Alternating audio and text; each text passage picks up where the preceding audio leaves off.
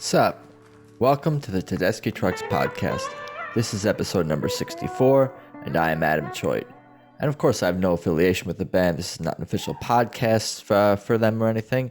I am just a fan, and if you're listening to this, I'm guessing there's a good chance that you might be too. And as you can see, if you're watching this on YouTube, I am on video now too, and I'm going to be doing the video thing full time moving forward. I got notes in front of me as I get used to doing these intros and outros on video, so please bear with me. But to follow this show, it's at Tedeschi Trucks Podcast on Instagram and on YouTube. Just search Tedeschi Trucks Podcast, three separate words. That's my channel. No spaces on Instagram, of course. I'm at Adam Choit on Instagram as well if you want to follow me there. I know I say as well too much, but I'm working on that. Two also is the words I can use in its place. But if you want to follow me, Adam Choit on Instagram and Twitter, please be sure to subscribe and give this show a positive review on iTunes, Apple Podcast. I definitely appreciate that. That's helpful. I have another podcast. It's called People We Love, and what I do for that one is interview people from all walks of life, most often comedians and other creative types about their lives and careers. It's casual conversation, but I also ask them to highlight the people they love, who inspired them, who influenced them, and help them on their journey. At People We Love Podcast on Instagram and peoplewelovepodcast.com to see more info about that one. And video is coming for that one too. But today, I'm joined by another hardcore Tedeschi Trucks Band fan, Whitt Vicena, a Northern California-based guitar player himself, coming from a musical family. It wasn't long before he found himself playing guitar in bands in St. Thomas for tourists. And we covered all. Him seeing TTB in 2011 in the early days, to the 2015 Lockn Mad Dogs reunion, to Beacon shows, and more. Whitt's got Kofi stories and a real love for how personal and special this band and their music truly is. Let's just get into it. Here's Whitt Vicena. Okay, so it's good to see you today, Whitt Vicena. Thank you for joining me on Zoom here. Thanks for having me. Oh, for sure. How are you holding up during this super fun 2020, whatever year it is? I think the same as everybody else, just trying to stay positive and all that. Yeah, no, that's been a repeated theme, positivity, and I keep coming back to being grateful and appreciative for any good fortune that manages to come my way in my life. I mean, what a time to be alive, my friend. Definitely. Oh, for sure. Why don't we get into your musical journey? We could dive into it. I mean, tell me a little bit about, maybe where you're from and your background and family, real young, and what they're all about and what you're all about musically and how you came I'm guessing you got into music when you were young. Most people have some kind of musical memories from an early age, so I'll let you give me your background. So I'm from Northern California, and both of my parents were in the music industry. So my dad was a bass player, and my mom was a sound engineer, and that's how they met. By the way of the music industry, and from a really early age, I was subjected to a lot of good music. Like I remember being like 3 years old and, my dad playing, like New Orleans music around the house and, or like Chuck Berry and the Meters and stuff like that. It was always playing around the house. So definitely heard a lot of that. And then, I guess the next step for me was like when I've always collected music since I was a kid, since I was 5 and 6 years old. I always listening to Chuck Berry and Elvis and the Rolling Stones and stuff like that. And then when I was, about 11 or 12, I got really into like the kind of classic rock era of stuff, like most people do, like, Hendrix and Cream was a really big one for me. And then like the Allman Brothers and that type of stuff. So that was kind of like my early, you know, path that I took. And I guess it wasn't until I was about 14 or 15 and I picked up the guitar. And that's kind of when things changed pretty rapidly, and living with my dad, he kind of gave me a lot of direction, and I started sitting in with blues bands and stuff like that. And So that was like the beginning of me listening to music. Gotcha. Any siblings who are into music as well, or anything like No, that? no, not specifically. Actually, how I picked up the guitar was my sister took like a acoustic guitar class in high school, and she didn't end up playing guitar, but she had one like in her room, and she was like, oh, she showed me how to play like a D chord, and then after like 3 weeks, I knew more than her, so it was kind of just went on from there. Was it always like kind of like your family's influence on you musically that kind of led you kind of discover your own things, or were you at all into like top 40 or pop or rap or whatever was popular at Yeah, school? Was it mostly just your parents' music and you on your own, or did you have overlap with like what that's other people a were into? That's a really good question. Yeah, of course, growing up, I'm 31. So, growing up in like the 90s, obviously I heard what was on the radio, all the 90s, top 40 stuff. And, I kind of like some of it. Of course, pop music is meant to be, attractive. Right. Uh, so yeah, of course, but it wasn't something that really hit me. Like, at the end of the day, like I still have these like distinct memories of sitting in my room listening to, the Rolling Stones, or like my mom came home from a garage sale once and she brought me the Blind Faith record. And she goes, oh, this is Eric Clapton. And I was like, I'd heard that name, but I was like, okay. And I put on the first song, which is Had to Cry Today, and it was like, okay. It's kind of that was the stuff that really grabbed me. Yeah, So for sure. I, Me the, too.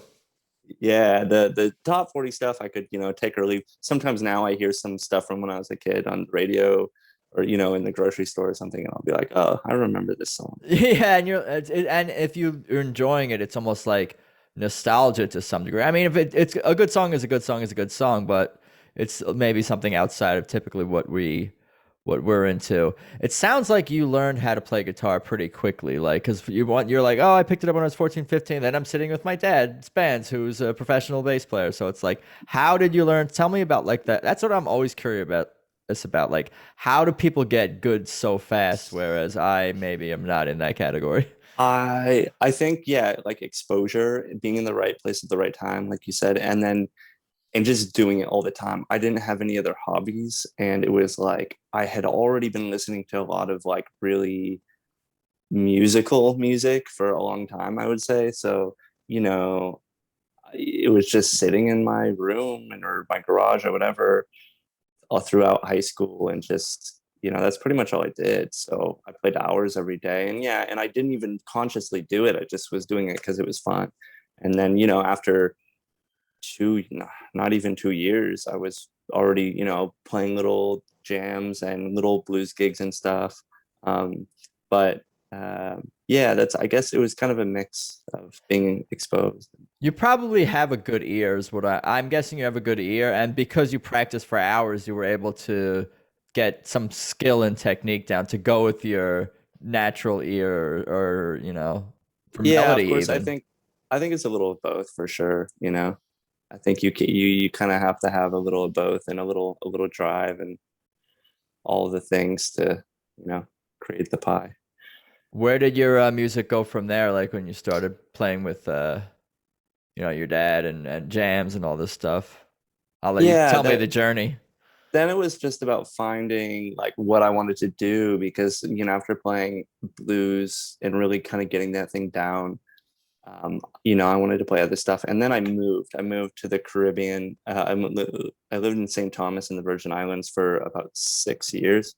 And Wow. I played with some like pop bands down there, mainly one band called the Lourdes and the Switch. And I played with them about 5 or 6 nights a week for about 5 years, and just, playing all types of pop songs and stuff. And that's really like, playing weddings and private events You're a and working man. bars and restaurants. Yeah, exactly. And that in itself is good, really good for you, like musically, and start figuring stuff out, and playing all the different types of gigs that I could as well, anything that would come up. So, um you know that's kind of where it went from there. And then when I got back to the Bay Area a few years ago, I just started going to like the funk scene stuff, and and trying to do what I'd learned over the course of the years in that scene, because everybody in that scene does a lot of like, I'd say like gospel influenced guitar playing, and like kind of it's really cool. It's really great stuff. But I have kind of a different style, just especially from the whole like the blues background, but really like the Allman Brothers type of vibe, and Derek and that sound for sure has influenced me a lot, in the approach, especially. Yeah, sounds like you've been able to be exposed to just great music all the time, no matter where you were. That must have been a fun time in your life in St. Thomas. Wow. I mean, did you learn, I mean, you said it was a big part of your journey, but as far as like what about the local music down there or the local scene? How did that have an impact on your life or your playing or anything like that? Yeah, you mean like the like island music, Sure, like yeah. calypso and soca a little bit. I kind of developed a ear for that type of music, but I never mastered it specifically. A lot of the playing I was doing down there was to tourists, so Right. people want to hear whatever pop song anywhere in the world. That's kind of the gist. So Gotcha. And then, well, bring me up to date, and you could kind of tell me when you discovered TTB and all of that. Like, yeah, did you just kind of? I mean, you sound like you were into the Allman Brothers, big and time. maybe you just Yeah. when TTB formed, you're like, oh, that's what I'm gonna follow. But I'll let you tell me the the Yeah, journey. so I was really into the almonds, but I wasn't even really, because I was young. I wasn't even conscious that Derek was in almonds. I didn't know who Derek was, because all the Allman Brothers stuff I knew was like the albums and the Fillmore East record, and I Right. was hugely into that. And my exposure to Derek and Susan actually is what I've been finding is a lot of people that were exposed through the 2007 Crossroads Festival, I Right. believe. Yeah. Other Um, guests have mentioned that as like that's how they discovered Yeah, Susan because and Derek you're together. watching it and I seeing all the things, and then you see, and they did what it was, Any Day and Little by Little, and seeing Susan, you're like, oh, and they're married, and like seeing them and her voice and her playing, and then him and his approach, and it was just like, and it was right at the right time. I think I was 17, and it was like right when I was trying to get out of playing just generic blues and trying to learn other stuff, and just hearing that, I was like, that's what I want to do. And like, wow, it's just completely blown away by that whole idea. um but I didn't get to see them until uh 2011, and I just they hadn't even released Revelator yet, their first record, as the band, because they were still like, beforehand they were still touring as a Soul Stew Revival, right? So it's just like parts of their solo bands. So when they started touring as Tedeschi Trucks Band, it was, I think, 2010, and then late 2010, and I saw them in May 22nd of 2011, and I didn't know what the music was going to be like. I just knew that it was probably going to be pretty good, because their record didn't come out until June. And I remember going to see them, and they're like, we're about to release our first album. And looking back on it, I think it's funny, because I would almost never go to see a band without hearing their music first. But it was like they hadn't even released their debut record, which is kind of interesting. And I bought 2 tickets, and I took a friend of mine, and I was like, we have to go. It's going to be great. And of course it was. And I was like obsessed, like after that show, right after that show, was like, I have to go see them again. And they played a New Year's show at the same venue in San Francisco. What venue Um, was that? the I shouldn't What actually. type of Yeah. venue was it or something? Indoor, like a theater. Dude, I It's a gotcha. Well, famous we place. could look it up and I'll throw it in the intro later, May 22nd. Yeah, Because yeah, that's May I 22nd. saw them right around the same time at the Doheny Blues Festival in 2011. I think that was It was the Warfield. yeah. The Warfield. I have all my shows that I've been to written out. You're an Um, organized man. well, because I've always wondered, because sometimes I'll forget, I'm like, oh I yeah, email that's right. myself. I email myself. That's true. I'm this upcoming weekend will make my 18th show. So I'm right around the same number, something 15 to 20. I'm in that range. for Yeah. sure. So yeah, I saw them May, and then saw them the New Year's show in San Francisco, and they don't actually play New Year's shows too often anymore. I've No, heard Derek say that he doesn't generally like to do that just because people are there for the party and not really for the music, which I find very I respectable. thought it But would be because he'd rather be with his own family. It's more like, oh, the audience isn't really like there. Yeah, it's a musical related decision, not a family. I get it. yeah, totally. And that show is though incredible, and seeing those those were the only two shows saw with O'Teal. The Burbridge brothers playing together, and that was amazing to see O'Teal do his thing. It's just mind blowing, and to see them play together was just great.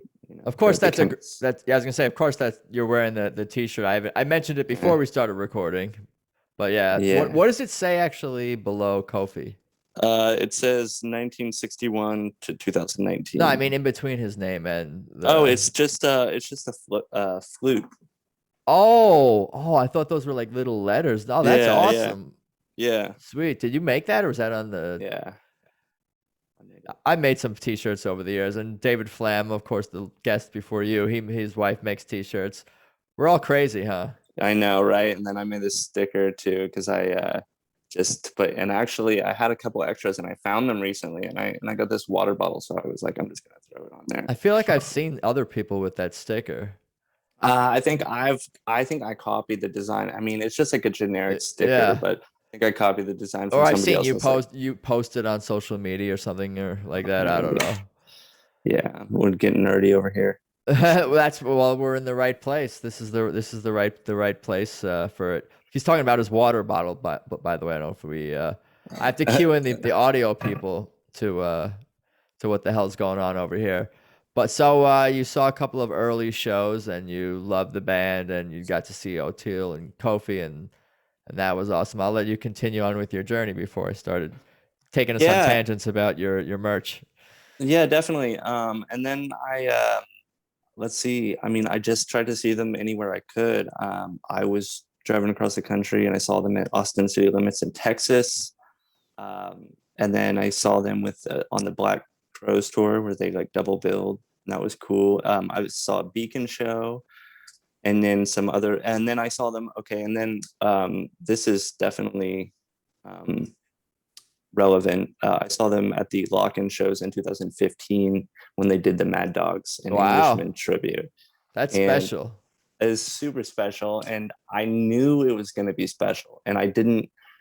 I was staying with my sister in Tennessee, in East Tennessee, and then I saw this thing that they were playing Lockn Festival. I didn't even really know what it was, and it said, Tedeschi Trucks Band and Joe Cocker tribute, and I was like, that sounds interesting, but I had to go, so I pulled some money together out of nowhere, and I found some people that were also going to the festival, and I went, and it was amazing. And I'm still waiting for that to be released as a documentary, which I heard they're working on. It's It should coming. be. It's coming at It's some point. I know I'm getting antsy, but yeah, and since I'm going to Lock-in Farms in 2 days. I'm just very excited to be going back there because it's always a special time. Yeah, that's where they recorded the Layla Yeah, album. So what can we expect there? I mean, I just had a thought. It's not going to be correct, but like what if they played all new songs? That they wouldn't do that. And you don't I make mean put out that's a a live album of all new songs is I unheard of. doubt it, It's but going to that's a be another good album or covers or maybe, depending on the but guest. it really depends because also you got to understand this is just the first time they're going to be back with the full band. Oh yeah, they might just stick to the I mean, they're just trying to classics. get back on the horse, I think, at this point. I mean, not like they're going to have any issues with that, but I think I could see that's that too. I wouldn't complain if they just played Tedeschi Trucks Band music, like no. I originals. think Even is fine with me. All originals, I would Yeah, I is think cool. in definitely. I mean, I think that's kind of gonna that's to me like the real specialness of this event is like they're coming back. I mean, it's been a while since they've Yeah. brought everybody and new drummer. So it's a All special thing. originals. That's maybe my pitch would be cool. Not that I don't love every single cover and everything the band does, but I think that's an interesting idea and would be like, or they'll play like they could play one of their albums, I suppose. Maybe not. I don't know. That would be cool. Like a Pick, full album. That would be awesome. yeah. Let Me Get By. Maybe play the full album. They're not gonna do that. Ooh. Yeah. So you are looking forward to Lockn, of course. Yeah. If I guess in a short nutshell story, the way I got here though is since I live in California, I my wife and I were going to go to the Red Rock shows like at the beginning of the pandemic, and then they postponed it, and then they postponed it again, and then they said, well, actually, you can go to this year's show if you had a ticket from the first year, and we were gonna go, and as soon as we were about to like make our trip around going to Colorado, they announced the Lockn shows, and I said, oh, like a whole weekend just devoted to TTB. I was like, oh, this is going to be really special, and I was like, we should just, I mean, if we're going to drive halfway across the country, we might as well just drive all the way across the country and go to this festival that's pretty much centered around them. It'd be hard for me to miss that one, So you went to Red Rocks and you're going to Lockn? no, we decided not to go to Red Rocks. I just, because it was kind of going to be one or the other. It's like, didn't want to, it would have just been too difficult. It was kind of either or, and or either, yeah. I'm one or not the one to other. question. As long as you're getting to shows, I'm sure you're happy. Yeah, yeah. And then Can't go wrong I either mean, way. I wish, I wish I could have done both. But then also, after hearing about the first night in Red Rocks, I heard that was pretty intense. The storm, it was The store raining. was rough, but What's very funny? special. What's funny about Red Rocks, which I don't know if anyone's posted or talked about, probably when it was live, is that on Nugs they actually showed like the rain delay, and there were some interesting characters in the crowd like during the rain delay, which they're, you know, Oh, that's hilarious. people who Yeah, I had a have. few drinks and dudes Yeah, taking their shirts off and I don't know, just being ridiculous. I was like, craziness. what is going on here? Yeah, unfortunately, because I'm on the road, like we've been on the road for like almost a month now, and so I haven't had the chance to like check any of this stuff out, which I'm kind of like waiting to do. So when I get back home, I'll be able to look at all Yeah, that. yeah. Catch me up to like where exactly you are, because you were from the Bay Area, then you were Yeah, in St. Thomas for 6 years, and then you went back to the Bay Area, and yeah, you've been playing music. You can tell me about like who you've been playing with and what you've been working on musically, and where the hell you are now. yeah. Mainly, for sure. Mainly, I've been teaching music, not playing a bunch since the pandemic has changed things a lot, I obviously. gather. But yeah, so things are changing. I'm in school too right now, so there's a bunch of stuff going on. But yeah, I'm just kind of traveling. Recently got married, and so we're traveling across the country. I tell everybody that my wife is very awesome because our honeymoon was going to be to the Red Rock shows, and then I said we're going to go to the Lockn shows, and she said okay. So that's the story behind that. Cool. Well, congratulations. Also, this is all very Thank you. exciting and traveling. So you're traveling in like a Like a car. a car, but gotcha. I was like, yeah, are you? I thought maybe you were in like a camper or something like that. This is I what I was like. wish. That's what I was No. picturing. Yeah, we camped a lot. We went through all the national parks and stuff, and then we like Bryce and Zion, and the Grand Canyon, and then we went to Sedona, and then we went through New Orleans, and then we went up through the Carolinas, and I'm in North Carolina right now, and then we're going to be headed to Virginia on Friday. It's all planned out. Yeah. It's been fun, even given the circumstances. You make the best. You know, I'm sure you guys are making the best of the situation and trying to have fun and do the best you can out Yeah. there in this crazy world. Yeah, definitely. Oh man. Have you ever met Derek or Susan or the No, band? No, really? 18 I, shows? You never said hello or anything like that? no, which is, I know it's like well, most of the time I've been like with people, and so it's like I'm not gonna make somebody, like wait after a show for Yeah. who knows how long. Those are the normal people, the normal concert goers. Yeah, They don't get it. I've met a lot of the members. I had a really cool night when I was hanging out at the Boom Boom Room in San Francisco, and um, Tedeschi Trucks Band was playing at the festival down in Golden Gate Park, Outside Lands. And I didn't go because it's just a festival with a lot of big name acts, so it's really expensive.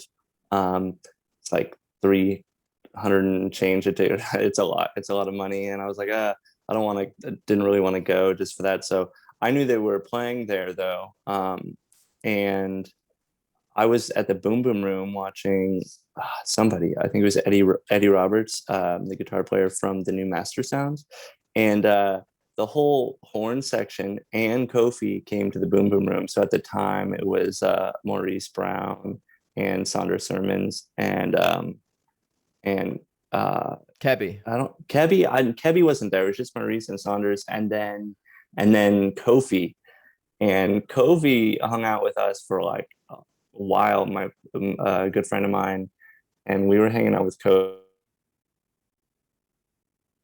and he got up and played flute, and he got up and played organ, and he was just a sweet guy.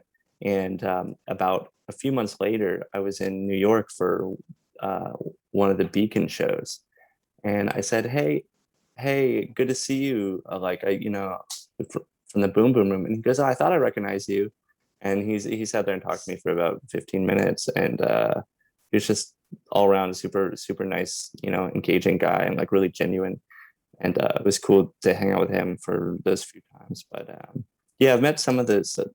I've met Mark and Brandon actually the last time I went to see them at the Fox. Brandon and Mark Rivers, and but no, I've never met Derek or Susan, unfortunately. But Someday soon. someday, You're yeah, I mean for sure. you're a guitar player. I'm sure you wouldn't mind talking shop in some capacity if you were able to Yeah, get a few words with him. for sure. Or But Susan. yeah, definitely. I just, they're just such nice people. I just almost feel like I wouldn't want to bother them. I just feel like I would probably just, Make it fast. thank them for being, super inspiring and like life changing for sure. Right. Um, but yeah, I was gonna ask you actually, switch up the angle here. No, Oh yeah. I was gonna ask you. I was like, what do you like? How hard would it be to get them on the podcast? Oh, how hard? Well, we'll see. We're baby steps.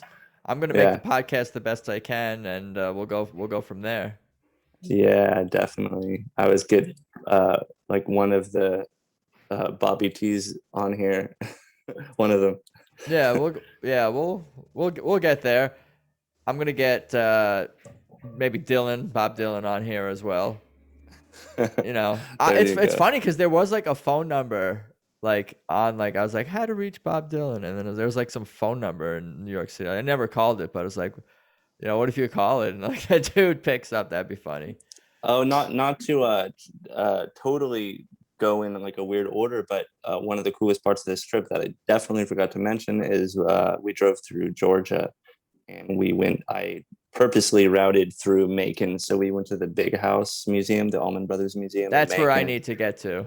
and for me it was amazing just because they've been one of my favorite bands and biggest inspirations for a big chunk of my life, and obviously such a huge inspiration for TTB as well. So it was just mind blowing to be in that room or that house, and being in the rooms where they were sleeping and eating and playing. And there's a bunch of memorabilia in there. And then I went to go see like the grave sites and stuff. I'm sure a lot of people in this little family have done that, but it was really special. So definitely recommend it.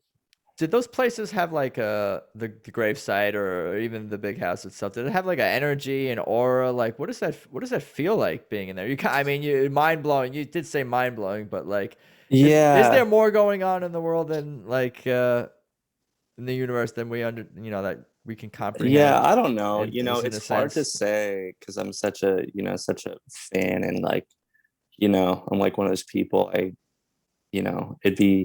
I'm so biased, I guess you could say. So I feel it, but I don't know if right? that It's goes for almost like everybody. yeah, it's almost like if you're open and you're seeking out a certain connection through music and love of these people who come before us and made music, Yeah. it's like you're more likely to have those feelings like you're Yeah. connecting with them, It's even though I they're mean, dead. the Some of them. the museum, one of the museum curators, I guess you could say, he was telling me, he's like, Dickie Betts wrote Blue Sky sitting in this window right here. And I was like, Yeah, that gives you chills, does it not? It just can yeah, it's almost. totally. And he was like, yeah. And then in this room, he was like, this was the rehearsal room. And they're like, he was like, yeah, they worked up Hotlanta and In Memory of Elizabeth Reed right in that room. And I was just like, oh my God, like that's just crazy to me. So Yeah, no. These are songs that I listen to like all the time, almost every day, like along with Tedeschi Trucks Band music. And I listen to a lot of other music too, but I still feel like I'm like still TTB and the Allman Brothers, still like on yeah, that train. And this is how I end up with a podcast talking yeah, about those bands. That was also great stories and anecdotes about Kofi. I appreciate you sharing yeah, those for sure. And that's everyone's experience that I've talked to on this show, whether they're a yeah, fan or journalist or musician or whatever the case yeah, may be. Like the way people describe Kofi is in the same manner you did, just like super gregarious and always have time for people and takes an interest in what's going on with them and maybe even remembers them. And I think remembers them, unless that's just something everybody's trained to say. It's like, oh, I think I remember. Like they know how to handle like the guy who says, I yeah. think I remember. But I either way, think it's polite. yeah, he was It's just professional. so humble and like not, yeah, exactly. And I think he actually, when I first said, I was like, hey, and I think it took him a second. I was like, you remember the Boom Boom Room? And it's because he, sat there and talked with us for so long. So I think he was like, oh yeah, that's right, I remember you. But yeah, just another guitar player. Yeah, I always think about that, like how, like, because if you go from city to city and you're spending such a short time in those cities, but you're spending like 15, 20 minutes maybe talking to someone or whatever, like, do you really remember all these people? How many people can you know? How many people can you remember? I mean, that's one of, I guess, like, not the tragedies, but like, the challenges, I guess, of becoming a public figure or celebrity is like, how do you you can't remember everyone, or I don't know. I wonder what Yeah, that's like. Like, do they remember every venue? They can't remember every venue. Do you remember every set list and song? Or I played this and that at that city. Like, just some, I guess like some things jump out of them because you hear like interviews with Derek and he'll say like, "Oh, I remember when we played that song at that show. That was special to be there." Like they do remember the special ones, but they don't remember every show and every song, I guess. yeah. I don't even know, to get even thinking about singers remembering lyrics just is mind-boggling to me. Right. I guess it depends on the person also, like, because I've heard like some baseball players and athletes say, yeah, I remember, that pitch that guy threw me in the third inning and in middle of August. And other players like, yeah, I don't even remember hitting that home run. Like that happened. That's Yeah, great. So yeah, everybody's different, I guess, in that regard. Um, yeah. do you play slide? I don't, and I just kind of am gonna leave that to the chosen ones. You've tried though, because I, everyone tries. I, yeah, everybody tries. I haven't not really tried it extensively. Okay, I lied. I can fake it, play a little bit. On certain songs I've played on people's tunes. Where they've been like, oh, this song, there's slide on this song, and I'll play. I can play simplistic stuff, but Right. there's You dabble, but you wouldn't call yourself a slide player. no, Yeah, no.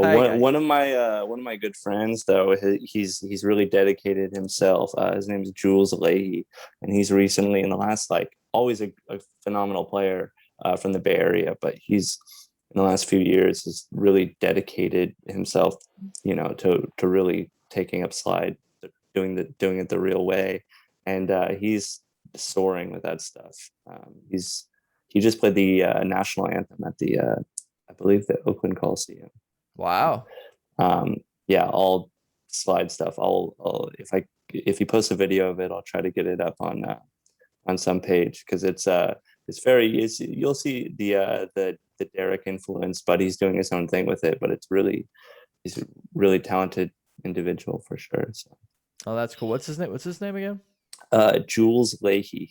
Cool. Um, yeah, Jules Leahy. I actually just posted yesterday a video of him playing on the TTB fan pages, because it was just him laying down some studio stuff, but just great sound and feel. And yeah, it's hard to make slide sound that good to anybody who's tried, you know. Yeah. This kind of you're kind of leading me into my next question, but I just want to kind of, because I mean, we all know, but like, what is it about Tedeschi Trucks Band that like you love the most, or just in describing their music, or what it means to you, or how it's constructed? Like, are they your favorite band? Is that even a Yeah. stupid question? Oh, they are. Okay, because Yeah. yeah, me too. But I like, that's usually people like, I can't name a favorite band or something like I that. yeah, well, there's a few ways to answer that question. Great question. For me, they're a really personal band. I feel like they all, you know, there's so much to say there. It's really personal. I like the songwriting. Obviously, everybody who's ever been in that band is just a phenomenal musician, and it's very genuine. Like the message, the feel, the music, everything about the band is really genuine, and that's really hard to come by these days. I would say they're my favorite, for sure, favorite touring band, modern band. Like whatever you want to say. I would say pretty much they're my favorite band that I've ever seen for sure. There's probably some bands that I would have liked to have seen in back in the day, but I know what you mean. To be at the Fillmore East, for or sure, see the yeah, Stones in 1973 or something like that definitely. would be cool. No, that was Uh, really great the way you just described all that. Personal, that's a good word, and it's not something that everyone. I think it's something that everyone who loves the band has felt, but maybe not expressed, or expressed on this show even. and a big thing for me that I'd actually like to mention specifically is, like, to me, they are the Allman Brothers, or if you're into like the Grateful Dead, or if you're into like, they're that type of band of like our generation, and we're able to, like, see somebody that is that authentic and that, genuine, like I said, today, and with the same sentiment, like, and that goes for whatever members they have. It's like a new era. Like, I always, if you think about the Allman Brothers and the different eras of musicians, even if it was, when they got in Chuck Leavell, or um, you know Dan Toller, or Derek and Warren, each era is incredibly different, but it's all really authentic, and really still honest. And that's what's so cool about each era of TTB, whether it be with the Burbridge brothers, or, this, even into this new era we're going into with a different drummer for the first time in a decade, or so. So that's really, I look forward to it. Some Yeah, people, me they're too. the, they're the only band where, like, most bands would get a new member and I would be like, oh god, like, it's just not the same. Like, you can't replace Charlie Watts or something. Rest in peace. Heard about that one Yes, sad to yesterday. hear.